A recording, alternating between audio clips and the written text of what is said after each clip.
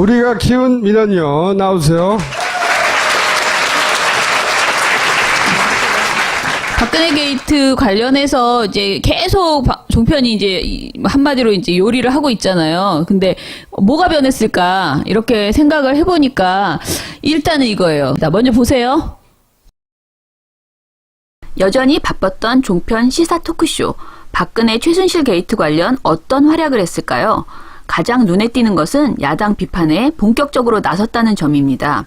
조갑재 씨, 대통령이 국군 통수권과 계엄령 내놔야 한다는 문 전 대표의 말에 이성을 잃습니다. 무엇보다도 이게 위헌적 발상 아닙니까?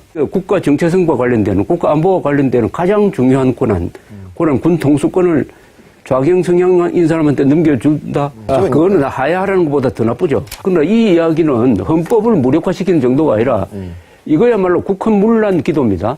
아니 최순실 국정농단보다 이것은 문재인 국정농단 기도예요.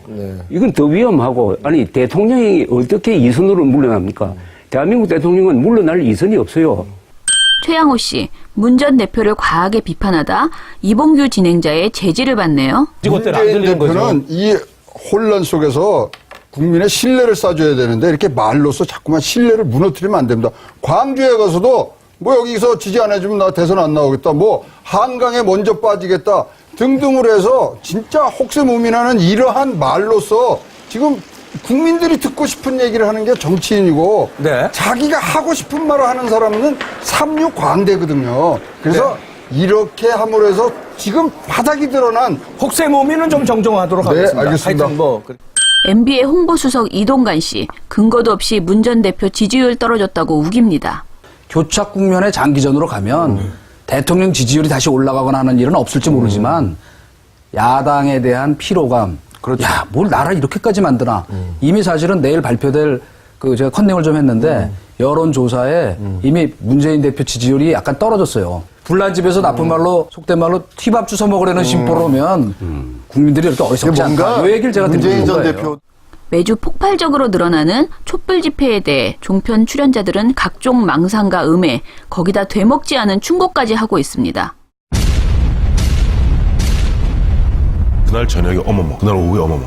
혹시 보수가 좀 다시 한번 결집하지 않겠는가 하는 그런 막연한 기대감들이 몽글몽글 피어나고 있습니다. 네네. 그런 가운데 12일 토요일에 3차 촛불 집회에서 보면 대부분 자발적으로 참여했던 사람들에는 죄송합니다 보수가 더 많습니다. 근거가 있나요? 있죠. 네, 보수 세력이 더 많이 참가했다는? 예. 아, 있어요? 어떤 예. 겁니까? 제 눈입니다. 어머머. 저 그날 여러 차례 걸쳐서 가서 그건 네. 다녀보면 알아요. 알겠습니다. 그리고 이거는 황태승 평론가님 개인 의견이라는 점 일단 밝혀주세요. 집회에 대해서는 야당이 주도한다는 생각은 좀 거리가 요즘 있는 것 같아요. 지금은 국민 자체가 분노하고 있는데 이 부분에 대해서 박근혜 대통령 개인에 대해서만 분노하고 있는 게 아니라 이 나라 정치권 전체에 대해서 국민들이 분노를 하고 있거든요. 브라질에서 있죠. 후세프 대통령이 탄핵될 때 시민들이 거의 거리에 안 나왔어요. 그래서 저는 우리 국민들에게 탄핵 절차나 하야 이런 건 국회에 맡겨놓고 시민들은 좀 생업에 좀 종사해서 지금 경기도 어려운데 좀 먹고 살 길을 찾는 게 더 중요하다고 생각합니다. 장성호 씨는 대통령에게는 책임이 없었으면 좋겠다는 애틋함을 보이네요. 그러면 밑에서 알아서 했다는 거 아니겠습니까? 결국은 뭐 알아서 충성을 하듯이 눈빛만 보면 대통령이 원하는 것이 무엇인지 아는 것이 참모들 아니겠습니까? 소위 말해서 지금 3명의 비서관은 18년 동안 지근거리에서 보좌를 했기 때문에 그런 상황에서 알아서 충성하고 알아서 해석을 해서 했다고 나올 가능성도 상당히 큰데. 임명진 씨는 잘못을 모르는 대통령은 처벌하면 안 된다네요. 저는 이런 생각을 하는 거예요. 박근혜 대통령 처벌하면 안 된다. 처벌이라는 건 본인이 잘못했다는 걸 느껴야 벌을 주는 건데 효력 있는 건데 잘못했다는 생각을 전혀 안 하는 거거든요. 신지호 씨는 박 대통령은 왜 이리 인복이 없냐고 한탄합니다. 그렇게 크게 대통령 옆에서 권력을 누렸으면 좀 대통령에게 누가 안 되는 방향으로 출두할 때도 해야 되는 거 아닙니까? 네. 그저 어디 그냥 자범 수준의 말이에요. 자기는 어떻게 하면 조금이라도 법적인 책임을 조금이라도 줄여볼까 하는 그런 모습을 보인다던가 또 그 자리에서 오만방자한 모습을 보임으로써 대통령에게 또 누가 되고 있는 거 아니에요? 그런 점에서 참 우리 대통령께서는 인복이 참 네. 안타깝지만 없으시다 그런 생각이 혹시 종편의 가식과 막말도 여전히 진행 중입니다. 그중 최고만 뽑아봤습니다. 이 문학의 황태자라고 불렸던 차은택 씨의 비밀이 벗겨졌습니다. 풍성했던 머리칼이 난데없이 사라지고 이 반짝반짝한 민머리가 공개가 돼서 지금 큰 충격을 주고 있는데요. 많은 분들이 차은택 트랜스포머 3단 변신이다 뭐 이런 얘기를 하거든요. 이틀 만에 황태자가 뇌관으로 변했다. 뭐 이런 분들도 있고.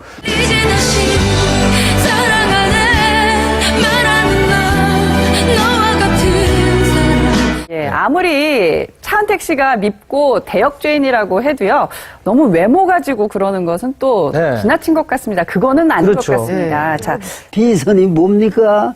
그러고는 그 도깨비 같은 여자 나오고 말이야. 네. 그 얼굴은 왜 자꾸 비춰줘요? 네. 국민이 괴로워요. 그런 얼굴을 보면. 그게 무슨 여성의 얼굴이 그럴 수 없는 거 아니야? 야당 인사 비판하랴, 촛불 집회에 대한 망상에 빠지랴, 대통령 감싸랴, 차은택, 최순실 외모 비하하랴, 열심히 떠들고 떠든 종편, 제발 이제 떠나기를 권합니다. 기본은 언제나 문제는가 하는 거예요. 무슨 네네. 일이 벌어져도 아까 조갑지 씨 그 발언에서도 뭐라고 했냐면은요, 그 군통 수권을 좌경 성향의 사람에게 넘겨주면 안 된다라고 네. 말을 해요. 그러니까 이제 문재인 전 대표에 대해서 그렇게 표현을 하는 거고요.